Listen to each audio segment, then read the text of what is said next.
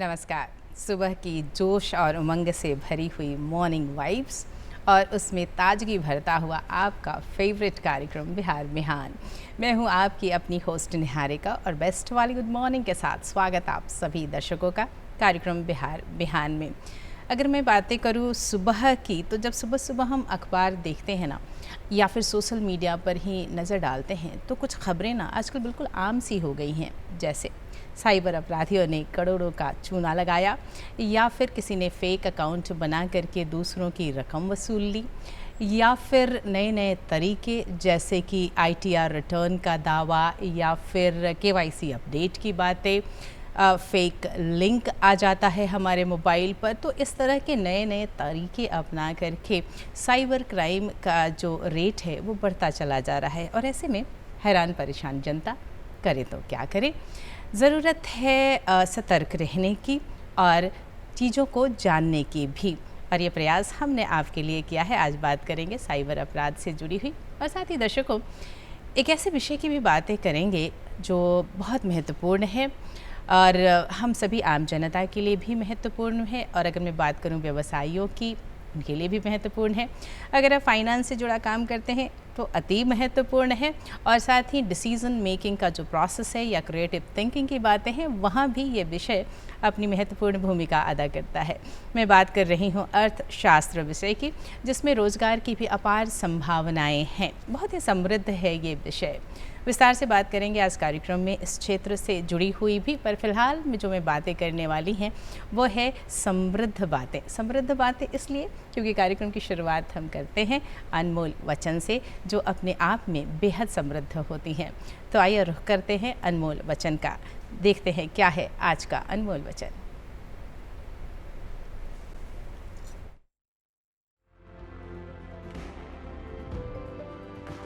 प्रसन्नता ही एकमात्र ऐसा इत्र है जिसे आप दूसरों पर छिड़कते हैं तो कुछ बूंदें आप पर भी पड़ती हैं। महात्मा गांधी।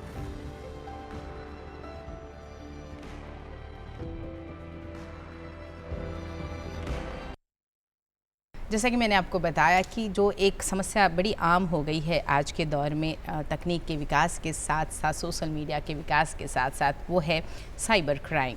हमें अलर्ट रहने की ज़रूरत है, हमें जानकारी रखने की ज़रूरत है, और इसके लिए आज हमने स्टूडियो में आमंत्रित किया है।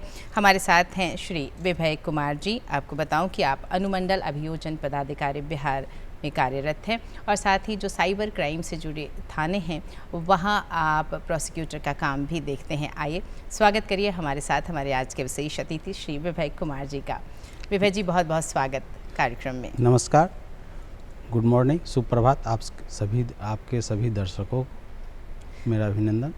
जैसा कि मैंने बताया अपने दर्शकों को कि आप साइबर क्राइम थाना से जुड़े हुए जो केसेस होते हैं उसमें अभियोजन का पक्ष रखते हैं, और विस्तार से जानकारी निस्संदेह आपके पास है। पर मैं अपने दर्शकों से कहना चाहूँगी कि ये जो साइबर क्राइम है उसमें बहुत सारे ऐसे पहलू हैं, ऐसे बेसिक तथ्य हैं जिसके बारे में जानकारी अहम है। तो अगर मैं बातों की शुरुआत करूँ तो हमने साइबर सुरक्षा का जो पक्ष है उसे अभी सॉफ्ट स्टोरी के माध्यम से दिखाया, पर सवाल ये आता है कि ये जो साइबर क्राइम है इसके तहत किस तरीके के क्राइम आते हैं?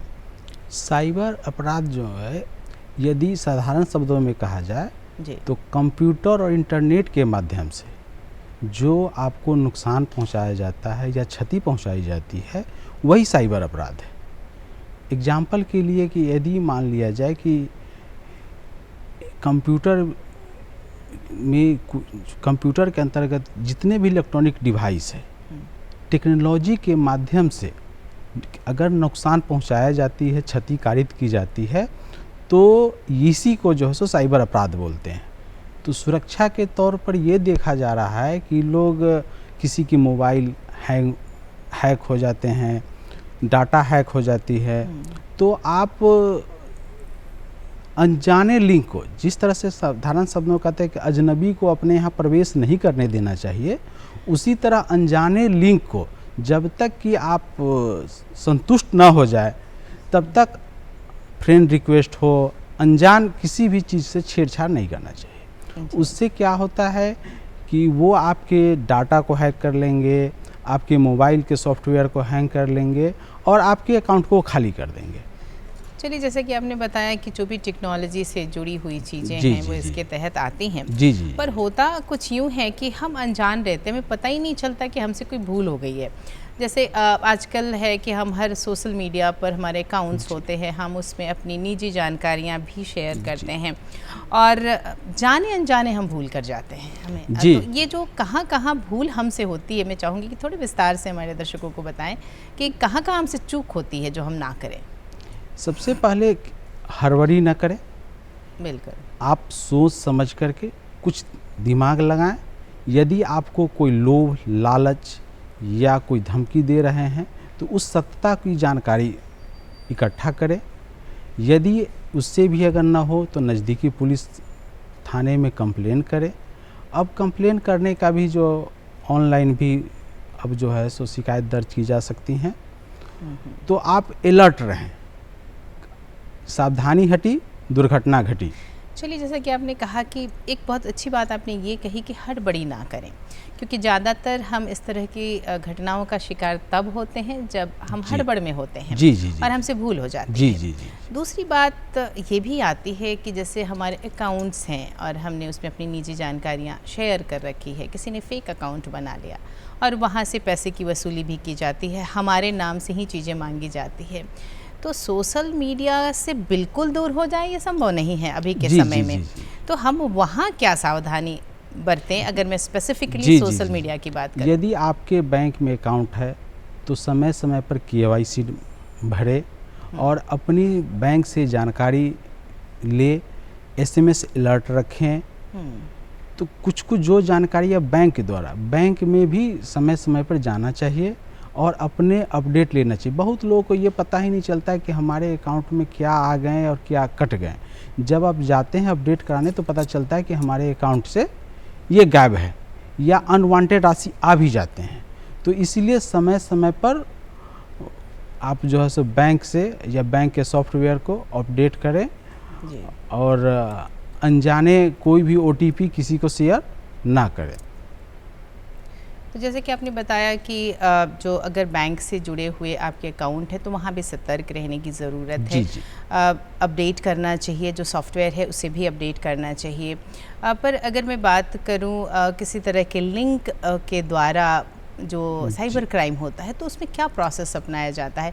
हमने लिंक पर क्लिक किया और फिर हमारा या तो पैसा निकल जाता है अकाउंट से या फिर अलग तरह की सूचनाएं हमारे पास आनी शुरू हो जाती हैं जो कि हमारे हित में नहीं होती हैं। जी। तो यहाँ कैसे ये काम होता है साइबर क्राइम का?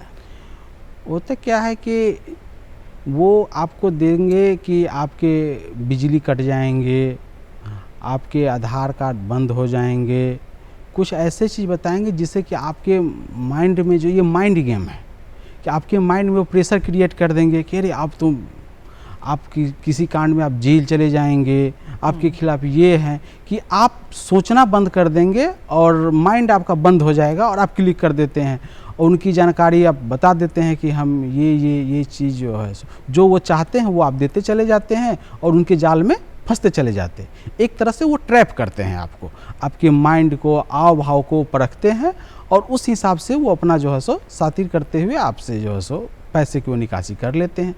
उसके बाद क्या होता है कि वो लोग इतने सातिर होते हैं कि गरीबों लोगों के एक नाम पर अकाउंट खुलवा लेते हैं और फटाफट 1 लेयर 2 लेयर, जैसे कि किसी और अकाउंट में वो किए उसके किसी और अकाउंट में 5, 7, 10 अकाउंट में सबके वो ATM ले लेते हैं। कि अनुसंधान के क्रम में ये पता चलता है कि कुछ ऐसे जिनके पास ठेला वाले, रिक्शा वाले, सब्जी वाले, ये सबके अकाउंट आ जाते हैं और वो क्या करते हैं कि लोभ दे देते हैं किसी को कि चलो 500 रुपये दे, तुम आधार कार्ड दे दो, उसके नाम पर सिम ले लेते हैं, उसके नाम से फर्जी अकाउंट बनवा लेते हैं, उसमें मोबाइल नंबर किसी और का डाल देते हैं, तो वो ऑनलाइन ट्रांजैक्शन कर देते हैं। और ATM अभी देखते हो ये है कि बहुत सारे के पास ढेर सारा ATM, तो वो पैसे की निकासी कर लेते हैं। अच्छा, तो ये सब रिकवर करने में बहुत परेशानी होती तो है। आपने जैसा बताया, मुझे लगता है बहुत संगठित तरीके से जी ये इसको काम किया संगठित जाता अपराध है। भी इसको कहा जा बिल्कुल। सकता है। तो जैसा कि आपकी जानकारी से जो एहसास होता है या जो हम महसूस भी करते हैं कि सतर्कता बहुत जी, ज़रूरी जी, है। जी, जी। और अगर मैं बात करूं दर्शकों सतर्कता की, तो ये साइबर क्राइम से बचने के लिए भी ज़रूरी है और रोगों से बचाव के लिए भी ज़रूरी है। हम बातें कर रहे हैं साइबर क्राइम से जुड़ी हुई और आपको जानकारियाँ दे रहे हैं इस साइबर क्राइम से कैसे सुरक्षा करें आप और क्या सावधानियां बरतें। हमारे साथ हैं श्री विभय कुमार जी, आप अनुमंडल अभियोजन पदाधिकारी बिहार के तौर पर कार्यरत हैं। अगर मैं बातें करूं कि अगर ये क्राइम हमारे साथ जाने अनजाने हो गया, तो फिर हमारी जो प्रक्रिया है वो क्या होनी चाहिए, हमें क्या अगला कदम उठाना चाहिए? जब आपके साथ कोई फ्रॉड हो गया तो सरकार के द्वारा बनाए गए निर्देशों का पालन करते हुए आप यदि सक्षम प्राधिकार के समक्ष अपनी शिकायत करते हैं तो आपके अकाउंट से जो राशि बची रहती है वो होल्ड हो जाता है, क्योंकि कुछ समय लगता है कि एक अकाउंट से दूसरे अकाउंट में जाने में। तो समय आप सूचना देते हैं, तत्पर रहते हैं, तो राशि को होल्ड कर दिया जाता है, क्योंकि वो राशि एक तरह से जब्त हो जाती है, संदिग्ध हो जाती है। तो फिर जो उनके रियल हकदार हैं वो एक आवेदन देते हैं कि ये हमारे ऐसे ऐसे हो गया, इसके हम हकदार हैं। तो न्यायालय उस राशि को उनके पक्ष में, जो दावेदार हैं जिनके दावा बनता है, उनके पक्ष में वो रिलीज किया जाता है। तो आपकी जितनी बचाई जा सकती है आपके राशि को, उतनी बचाने का प्रयास जो है सो वो किया जाता है और आपका जो क्षतिपूर्ति है वो किया जाता है। अगर गलती यहाँ बैंक की है तो बैंक आपको पूरे पैसा जो है सो वो आपको वापस करती है। तो कहने का तात्पर्य ये कि हमें शांत नहीं रहना चाहिए, चुप नहीं रहना चाहिए। अगर हमने महसूस किया कि हमारे साथ कोई तो साइबर क्राइम हुआ है तो तुरंत एक्टिव होना चाहिए। एक और बात यहाँ आती है कि अगर क्राइम हुआ है और हमने प्रोसेस शुरू किया तो किस तरह के साक्ष्य हमें अपने पास रखने चाहिए, क्योंकि उसकी भी ज़रूरत पड़ेगी। आपके पास जो भी है कि किस लिंक से क्या आया, पूरी बातें जो है सक्षम पदाधिकारी को बतानी है। उससे क्या होता है कि पकड़ने में, होल्ड करने में आसानी होती है। यदि आप खुद संदिग्ध हो तो फिर आप जो है सो उस चीज़ का दावा नहीं कर सकते।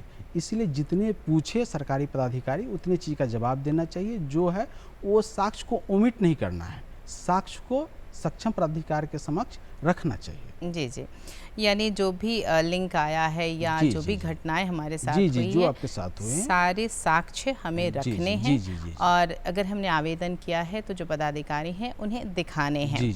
अगर मैं आपकी भूमिका की बात करूं तो आप साइबर थाने में अभियोजन का पक्ष रखते हैं, तो यहाँ क्या दायित्व होता है आपका? यहाँ यही दायित्व है कि एक अपराधी को पता लगाएं, पुलिस जो है, तो जब चार्जशीट देते हैं या विक्टिम का पैसा जब होल्ड हो जाता है तो न्यायालय को असिस्ट करना होता है। हर एक चीज़ सरकार अपनी जानकारी जो है न्यायालय के समक्ष देती है, एक माध्यम से देती है। तो न्यायालय के समक्ष ये चीज़ अवगत कराया जाता है कि इसके सही ऑनर ये है, इनके पासबुक है और इनके पक्ष में जो है सो ये रिलीज कराया जाना या ये दिया जाना श्रेयस्कर होगा। तो जो पुलिस जो अनुसंधान में लाती है उस चीज़ को लीगल रूप से न्यायालय के समक्ष रखना और पीड़ित को न्याय दिलाना, यही हम लोगों का मुख्य दायित्व होता है आपका। जी। तो इस तरीके से अगर किसी के साथ साइबर क्राइम हुआ है और वो साइबर थाने के पास पहुंचा है तो उसका पक्ष रखने का काम आपके माध्यम से होता है। साथ ही मैं ये भी जानना चाहूँगी कि जो हमारा दंड विधान है उसमें साइबर क्राइम के लिए किस तरीके का दंड का प्रावधान है? साइबर क्राइम में अर्थदंड काफ़ी ज़्यादा लगाया गया है, वो लाखों में उसकी जो है सो दंड लगाया जाता है। सामान्य विधि में सज़ा के साथ जुर्माने की राशि ये नहीं है, लेकिन अगर आईटी एक्ट के तहत अपराध करते हैं तो यहाँ लाखों में जुर्माना लगाए जाते हैं, क्योंकि आप जो है उससे किसी को वित्तीय हानि पहुँचाते हैं या नुकसान पहुँचाते हैं, तो इसमें लाखों में जो है सो जुर्माने का जो है, अगर दोषी पाए जाते हैं तो 1 लाख से लेकर के 5 लाख 25 लाख यहाँ तक लाखों में जुर्माने लगाए जाते हैं। तो जुर्माने के बारे में आपने कहा, क्या किसी कारावास की सज़ा का भी प्रावधान है? कारावास के साथ साथ जुर्माना लगाए जाते हैं। अच्छा जी, तो जुर्माने लाखों में लगाए जाते हैं। और अगर मैं कारावास की बात जानना चाहूँ तो कितने हद तक, कितनी अवधि तक का हो सकता है आईटी एक्ट में? आईटी एक्ट में लाइफ टाइम तक है। अच्छा, लाइफ टाइम तक भी है। यदि आप देश की सुरक्षा से लेकर के अगर कोई खिलवाड़ करते हैं, एकता अखंडता, तो उसमें लाइफ टाइम भी है। कई बार ऐसा भी होता है विभय जी कि पैसा तो हमारा नहीं गया, पर हमारी मानसिक क्षति भी हमें होती है, या हमें किसी तरह से मानसिक तौर पर भी प्रताड़ित किया जाता है। कई बार जो हमारी महिलाएं हैं उनके साथ भी उत्पीड़न किया जाता है, और माध्यम होता है किसी न किसी टेक्नोलॉजी के माध्यम से मैसेजेस किए जाते हैं, फ़ोन कॉल्स किए जाते हैं, ट्रैप किया जाता है। तो यहाँ महिलाएं किस तरीके से अपना आगे का बचाव कर सकते हैं? महिलाओं को भी यही चाहिए कि आप, सोशल मीडिया का दौर है, अनजाने लिंक पर, अनजाने व्यक्ति के बातों में ना आए। कभी कभी उसमें स्टेटस में दिखाएंगे कि मैं ये हूँ, ये करता हूँ, और आप बिना जाने समझे आप उसके ट्रैप में आ जाते हैं। तो अवेयर रहें, महिला जितनी अवेयर रहेंगी, लालच में ना आए, तो उतनी सुरक्षित रहेंगी। अनजान लिंक पे ना वो करें, अनजान व्यक्ति से दोस्ती करने से बचे, तो कम जानकारी ही जो है सो बचाव है। तो आपके कहने का तात्पर्य ये है कि सतर्क रहना बहुत ज़रूरी है। बहुत ज़रूरी है। आप जो नई तकनीक है उसका प्रयोग करें, पर सावधानी के साथ करें। यही मूल मंत्र है जो मैं आपकी जानकारी से समझ पा रही हूँ। और आपने सुझाव दिया कि हम अनजाने लोगों से मित्रता बिल्कुल ना करें, क्योंकि कई बार होता है कि जो जानकारियाँ वो दे रहे हैं वो सही नहीं भी होती हैं, और हम उस पर विश्वास करके आगे बढ़ जाते हैं। कई बार हम अपने परिवार जनों के बारे में भी कुछ जानकारियाँ साझा करते हैं। आजकल रील्स बनाते हैं हम, उसके माध्यम से भी जानकारी उन व्यक्तियों तक पहुंचती है जो बुरी प्रवृत्ति से इस पर काम कर रहे होते हैं और खोजते रहते हैं कि हमारा अगला शिकार कौन हो सकता है। तो इन छोटी छोटी बातों का ध्यान रखना बेहद ज़रूरी है, और टेक्नोलॉजी का सही तरीके से प्रयोग करना भी बहुत ज़रूरी है। आईटी एक्ट के अंतर्गत अगर मैं कुछ विशेषताओं की बात करूं, तो उसके तहत कौन कौन सी विशेषताएं आती हैं जिस पर जो जानकारी ज़रूरी है? आईटी एक्ट हर गुण और अवगुण दोनों हैं। आईटी एक्ट में सोशल मीडिया के माध्यम से अब लोगों की दूरी बहुत कम हो गई है। लोग बहुत नज़दीक आ गए हैं।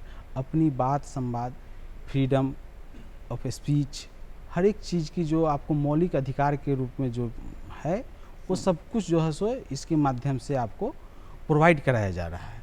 तो आप करें, लेकिन सावधानी के साथ करें। यही मेरा जो है सो वो है, सावधानी बरते। और बिना इसके टेक्नोलॉजी का, तो आज टेक्नोलॉजी वही है जो काम को, कार्य को आसान बना देती है। तो हमारे हर चीज़ की दिनचर्या को आसान बना दे रही है। सूचना का आदान प्रदान बहुत जल्द हो जा रहा है। तो इसकी बहुत सी उपयोगिता है, इसीलिए इसे ख़त्म नहीं कभी किया जा सकता है। इसमें अपडेट होने की ज़रूरत है, और समय समय पर अपडेट होते रहिए, जानकारी इकट्ठा करते रहिए, अवेयर रहिए। धन्यवाद विभा जी, इतनी महत्वपूर्ण जानकारी देने के लिए। और जो आज की बातचीत से जो मूल बात निकल कर आ रही है वो ये कि अगर हम टेक्नोलॉजी का प्रयोग करते हैं तो हमें सतर्क रहने की ज़रूरत है, और जो भी हमारा जो सोशल मीडिया पर जो भी हमारी सूचनाएं जा रही हैं वहाँ भी सावधानी रखने की ज़रूरत है। सतर्कता ही बचाव है। और इन्हीं बातों के साथ आपका बहुत बहुत धन्यवाद विभा जी, आज वक्त निकाल कर बातचीत करने के लिए। नमस्कार। और दर्शकों, ये थी हमारी बातचीत साइबर क्राइम से जुड़ी हुई आज के पहले मेहमान से। कार्यक्रम बिहार बिहान में अब हम बातें करने वाले हैं अर्थशास्त्र विषय से जुड़ी हुई। और जैसा कि आप जानते हैं, हर व्यक्ति के लिए अर्थशास्त्र का ज्ञान होना बहुत ज़रूरी है, और साथ ही इस विषय में रोज़गार की अपार संभावनाएं भी हैं। इस पर विस्तार से बातचीत करने के लिए हमने आज स्टूडियो में आमंत्रित किया है डॉक्टर अभिषेक दत्त जी को। आपको बताऊँ कि आप अर्थशास्त्र विषय के असिस्टेंट प्रोफेसर सीनियर स्केल के काम कर रहे हैं एएन कॉलेज पटना में। आइए स्वागत करिए हमारे आज के विशेष मेहमान डॉक्टर अभिषेक दत्त जी का। अभिषेक जी, बहुत स्वागत कार्यक्रम में। सभी दर्शकों को मेरा नमस्कार। जब हम अर्थशास्त्र के विषय में बातें करते हैं ना, तो अर्थ एक ऐसा विषय जो हम सभी को प्रिय होता है, और जानकारी अहम भी होती है, क्योंकि ये जो पूरी इकोनॉमी मूव करती है वहाँ अर्थशास्त्र का बड़ा महत्व है, और हम सब इस अर्थव्यवस्था के पार्ट हैं। अर्थशास्त्र विषय से जुड़ी हुई बातचीत करने के लिए आज हमारे साथ कार्यक्रम में उपस्थित है डॉक्टर अभिषेक दत्त जी। आप असिस्टेंट प्रोफेसर हैं एएन कॉलेज पटना में। अभिषेक जी, आप प्राध्यापक हैं जी, और आपका विषय है अर्थशास्त्र। तो मैं ये चाहूँगी कि एक विषय के रूप में अर्थशास्त्र को आप कैसे परिभाषित करेंगे? निहारिका जी, अर्थशास्त्र की जो परिभाषा है वो बहुत ही व्यापक परिभाषा है इसकी। अगर आप हिस्ट्री में देखें तो इसकी इकोनॉमिक्स की जो ट्रेसेस हैं वो 16th सेंचुरी से मिलने प्रारंभ हो जाते हैं। लेकिन उस समय में जो सिस्टम था वो डिफरेंट कंट्रीज़ में डिफरेंट नामों से जाना जाता था। तो एडम स्मिथ को यह क्रेडिट जाता है कि उन्होंने एक सिस्टम का एक नाम देके मर्केंटाइल सिस्टम या मर्केंटलिज्म सिस्टम नाम दिया, और अर्थशास्त्र की पहली परिभाषा एडम स्मिथ के द्वारा दी गई, जिसको वेल्थ डेफिनेशन कहते हैं। लेकिन इसके बाद फिर एल्फ्रेड मार्शल आए, जो एक बड़े इकोनॉमिस्ट थे, उन्होंने वेलफेयर डेफिनेशन दिया। इसके बाद फिर रॉबिन्स आए, जिन्होंने स्कार्सिटी डेफिनेशन दिया। फिर सैमुअल्सन आए, जिन्होंने ग्रोथ डेफिनेशन दिया। तो 4 मुख्य परिभाषाएं हैं। परंतु वर्तमान समय में अगर आप देखें तो अर्थशास्त्र की जो परिभाषा है वो यह है कि हमारा जो संसाधन है वो काफ़ी सीमित है और जो हमारी इच्छाएं हैं वो काफ़ी अनंत है। तो इकोनॉमिक्स अर्थशास्त्र बताता है कि कैसे इन सीमित संसाधनों का रैशनल मैनेजमेंट करके हम ज़्यादा से ज़्यादा लोगों की इच्छाओं की पूर्ति कर सके। तो अर्थशास्त्र वर्तमान समय में यही बताता है कि स्कार्सिटी जो है उसको कैसे हम रैशनली मैनेज कर सके, rational management of scarce resources, ये इकोनॉमिक्स है। जी, आपने बहुत सरल शब्दों में मैं कहूँगी कि बताया, क्योंकि हम सभी के पास अगर चीज़ें बहुतायत में हैं तो फिर समस्या ही नहीं है। बिल्कुल। अगर स्कैरसिटी है तो फिर हमें सोचना है कि हम ये जो रिसोर्सेज हैं उनका सही उपयोग कैसे कर सकते हैं ताकि जो हमारा सेटिस्फैक्शन लेवल है वो ऑप्टिमम हो। जी, जी, जी। ये बात रही अर्थशास्त्र विषय से जुड़ी हुई। तो जब भी हम इस परिभाषा के एंगल से देखते हैं ना तो ये बहुत उपयोगी हो जाता है हर व्यक्ति के लिए। बिल्कुल। अगर वो आम जनता है या फिर वो बिजनेसमैन है या फिर वो फाइनेंस से जुड़ा हुआ सेक्टर का में काम कर रहा है या फिर टेक्नोलॉजी रिलेटेड काम ही क्यों नहीं कर रहा है। तो इसके महत्व के बारे में अगर आपसे बात करें और जानना चाहें तो क्या बताना चाहेंगे विभिन्न क्षेत्रों से जुड़ी हुई बातें? सबसे पहले तो कार्यक्रम के प्रारंभ में आपने बताया था कि 4 सितंबर को दादा भाई नेहरू का जन्मदिन है। दादा भाई नेहरू अर्थशास्त्र से जुड़े हुए हैं और उनको grand old man of India कहा जाता है and first unofficial ambassador of India. वो भारतीय राष्ट्रीय कांग्रेस के कई बार अध्यक्ष भी रहे हैं और उनको श्रेय जाता है कि जो नेशनल इनकम की अकाउंटिंग होती है वो सबसे पहले दादा भाई नेहरू ने की थी 1867-68 में। उस वक्त भारत की कुल आय 340 करोड़ आई थी और प्रति व्यक्ति आय 20 रुपये के आसपास आई थी। अब रही बात कि अर्थशास्त्र को पढ़ने से क्या बेनिफिट है, तो सबसे पहले तो अर्थशास्त्र जो है वो रिसोर्स कैसे एलोकेट करेंगे, क्योंकि स्कार्स रिसोर्सेस है और इसको हमको सही तरीके से एलोकेट करना है हमारे विभिन्न कामों में। अर्थशास्त्र एक्चुअली आता है ग्रीक वर्ड ओक्यूस नेमिन से, जिसका सीधा अर्थ होता है हाउस होल्ड मैनेजमेंट। तो जैसे हम अपने घर को मैनेज करते हैं, जैसे हमारे घर में रिसोर्सेस बहुत कम है, लेकिन इस रिसोर्सेस को कैसे हम मैनेज करते हैं, हम अपने नित्य नए कामों में, पढ़ाई लिखाई है, हमारी हेल्थ है, फिर बाकी खर्चे हैं, तो हम मैनेज करते हैं। तो यही अर्थशास्त्र सिखाता है। तो पहला तो एलोकेशन ऑफ रिसोर्सेस है जी। दूसरा है informed decision making. Informed decision कहते हैं कि जब आप कोई निर्णय लेना चाहते हैं और उस निर्णय के सभी पहलुओं को आप पहले से जानते हैं तो वो इन्फॉर्म्ड डिसीजन मेकिंग होता है। तो इन्फॉर्म्ड डिसीजन मेकिंग में उसके पॉजिटिव इम्पैक्ट क्या हो सकते हैं, नेगेटिव इम्पैक्ट क्या हो सकते हैं, ये अर्थशास्त्र के टूल जो हैं ये बताते हैं। इसके बाद एक ग्लोबल पर्सपेक्टिव के बारे में भी अगर जानकारी चाहिए तो अर्थशास्त्र का जो अध्ययन है उसमें काफ़ी मदद करता है। अभी का जो ग्लोबल इकोनॉमी का जो डायनामिक्स है वो काफ़ी कॉम्प्लेक्स है, तो अगर इसको समझना है तो अर्थशास्त्र का अगर आपको ज्ञान है, तो ऐसा नहीं कि अर्थशास्त्र नहीं है ज्ञान तो आप नहीं समझ सकते, लेकिन अर्थशास्त्र का अगर ज्ञान है तो बेहतर तरीके से समझ सकते हैं। इसके अलावा इकोनॉमिक जो पॉलिसीज़ आती है, जैसे टैक्सेशन है, तो टैक्सेशन कैसे हमको प्रभावित कर रही है, अगर अर्थशास्त्र का ज्ञान है तो बेहतर समझदारी हो पाएगी। और सबसे इम्पॉर्टेंट है जो अभी सामाजिक मुद्दे हैं उन सभी की जड़ में कहीं ना कहीं अर्थशास्त्र है। तो अब जैसे गरीबी है, गरीबी की समस्या अर्थशास्त्र से जुड़ी हुई है, बेरोजगारी की समस्या है वो अर्थशास्त्र से जुड़ी है। अगर आप कहें कि क्राइम बढ़ रहा है तो ये भी कहीं ना कहीं अर्थशास्त्र से जुड़ा हुआ है। सही कहा। तो इन सामाजिक जो समस्याएं हैं उनको कैसे हम ये नहीं कह सकते कि बिल्कुल ख़त्म हो जाएंगे, ये ख़त्म बिल्कुल नहीं हो, लेकिन उसको मिनिमाइज़ किया जा सकता है और इसमें अर्थशास्त्र का अध्ययन जो है वो एक महत्वपूर्ण भूमिका निभाता है। बहुत अच्छे तरीके से आपने बताया और हर उस एंगल को देखा जहां अर्थशास्त्र का जो ये अध्ययन है वो काम दे सकता है।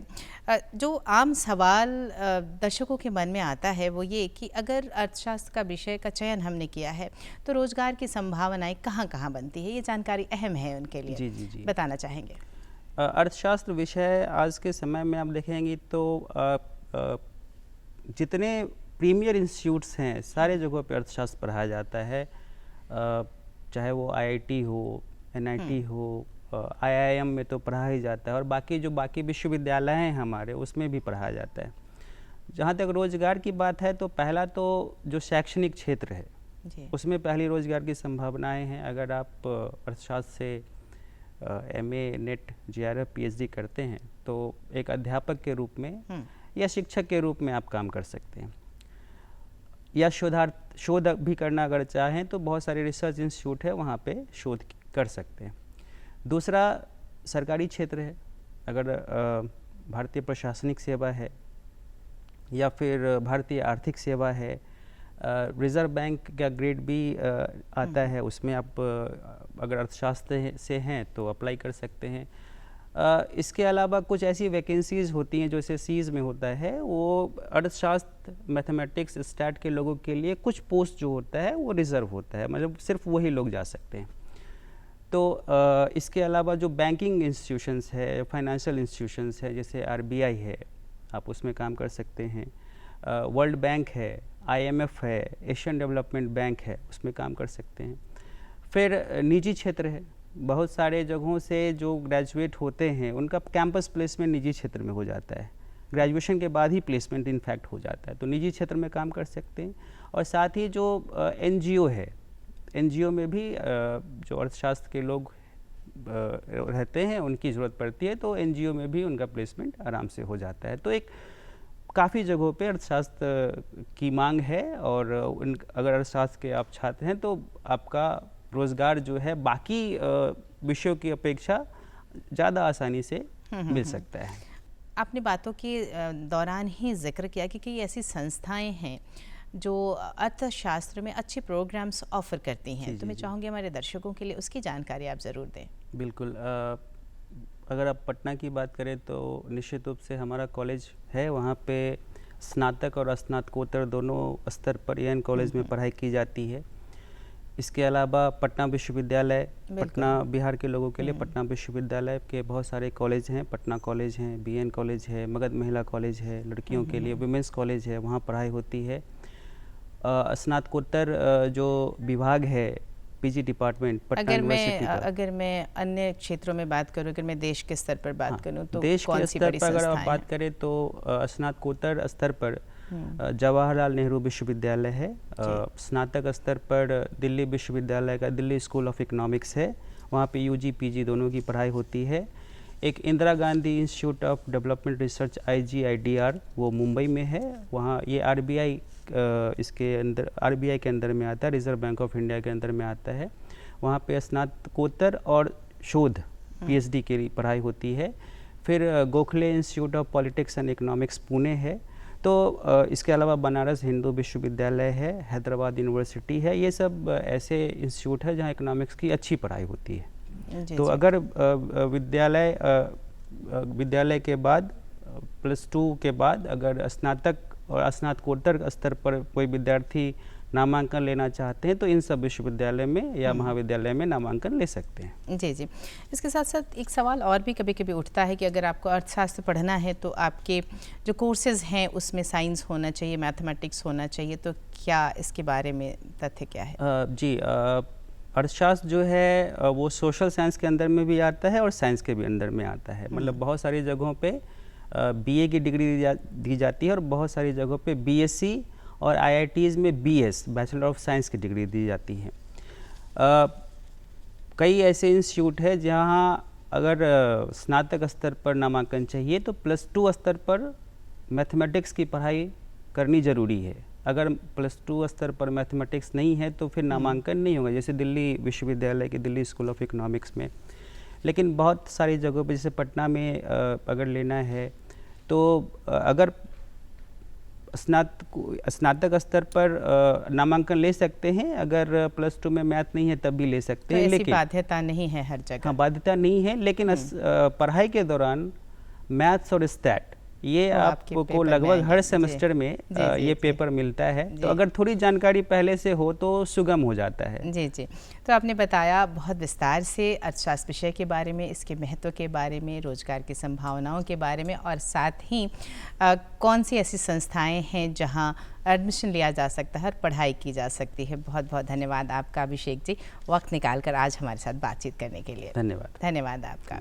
और दर्शकों, आज हमने इस महत्वपूर्ण विषय पर बातचीत की। हमने साइबर सिक्योरिटी के बारे में जाना और साथ ही अर्थशास्त्र में जो संभावनाएं हैं उसके विषय में भी बातचीत की।